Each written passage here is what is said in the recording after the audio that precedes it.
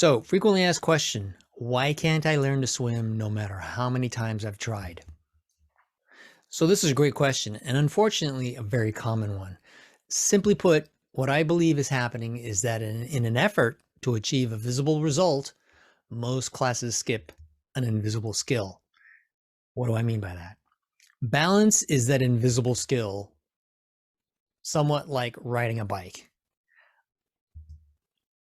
If I were to explain that, it's basically if for example, if you didn't know how to ride a bike and you saw somebody ride a bike, you'd see them upright on the bike, but you really wouldn't know what's going on, right? So the example would be that the person is using the inertia of the wheels in coordination with their own balance to keep the bike up, right? And a lot of things are dependent on those wheels having a certain amount of inertia that helps them stay up, the diameter of the wheels, the speed of the wheels, that rotation. So when you think about it, since most of you already know how to ride a bike, if you go really slowly, you notice that it becomes hard to balance. But the faster you go, then the more upright the bike seems to stay up. And that's a coordination that's going on between you and the bike. In water, it's kind of the same thing, but it's actually, in my opinion, even easier because you're not dealing with this other instrument. It's just you and the water. The water behaves one way. Bikes come in all different sizes and weights and diameters and things like that, and can go at different speeds. The water treats you the same way no matter where you are. Some people might argue about freshwater and saltwater. We're not going to go into that. Essentially, it's the same thing. It's going to treat your body the same way no matter where you are, and you're going to learn in very shallow water how that's treating you.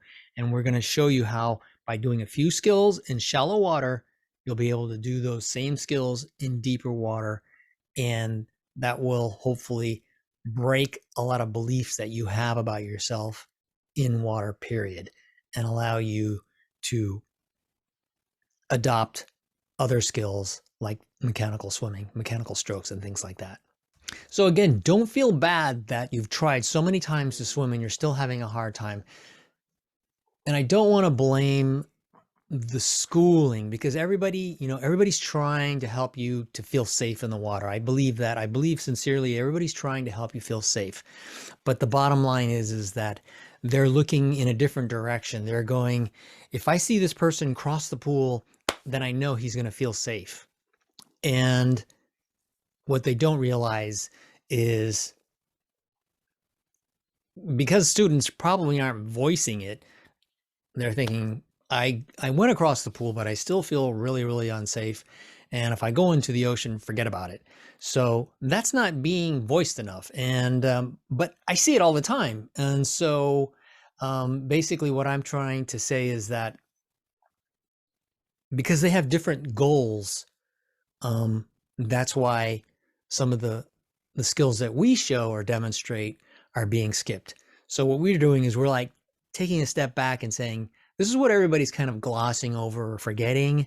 Let's talk about it some more. Let's work on it some more. Let's exercise those muscles a little bit more.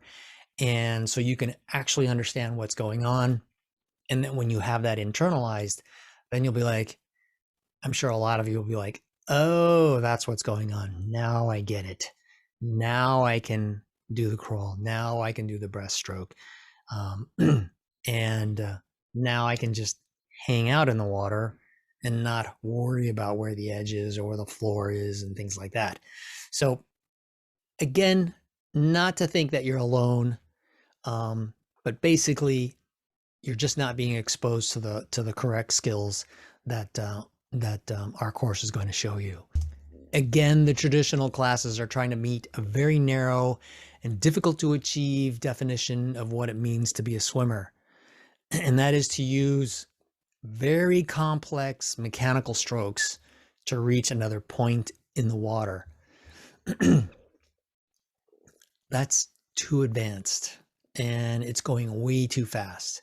And so give us a chance to show you what it is that you need, the one ingredient you need, and your confidence will skyrocket. I would argue that if you just learn to balance in water, you'll be able to rest, and get air indefinitely, and then be able to graduate to any of the classic strokes that appeals to you, if that's what you want. Most of my students can learn to balance in just one session without any effort or stress. They're not exhausted.